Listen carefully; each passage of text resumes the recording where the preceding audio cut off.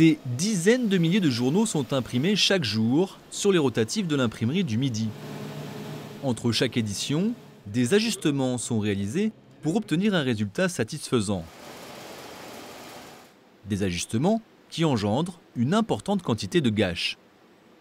C'est la quantité de journaux, d'exemplaires qui ne sont pas vendables, c'est-à-dire qui ne sont pas lisibles, sales, pas assez de contraste, etc. C'est le conducteur de machine qui décide entre le premier journal imprimé et celui qu'il considère être le bon.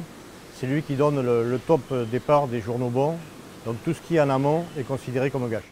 La gâche, c'est près de 10% de la production qui part directement à la poubelle. Sauf qu'ici, elle est envoyée à moins de 100 km dans une usine de recyclage qui reçoit également les journaux invendus. Ces derniers sont triés manuellement.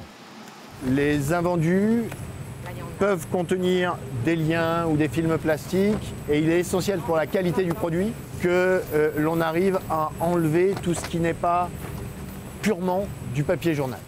Un tri effectué par un ESAT, un établissement qui permet la réinsertion de personnes handicapées. Et donc on a une équipe de 6 travailleurs qui viennent chaque matin avec un éducateur et qui nous fait du super boulot. La gâche et les invendus vont être transformés en isolants pour les maisons.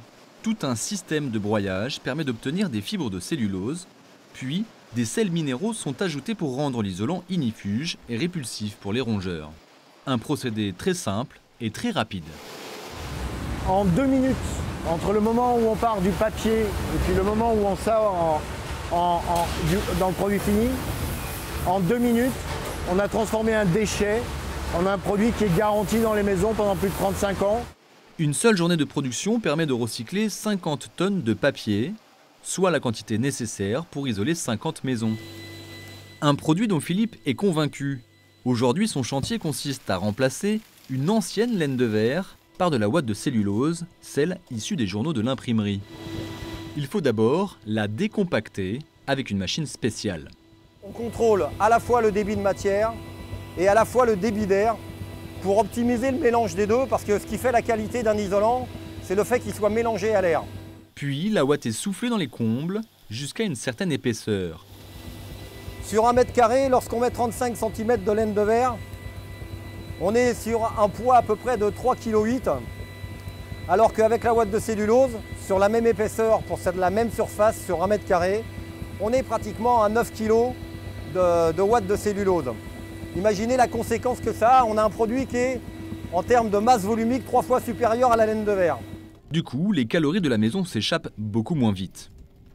Un déchet produit, transformé, utilisé, le tout sur un rayon de 100 km, un bel exemple d'économie circulaire.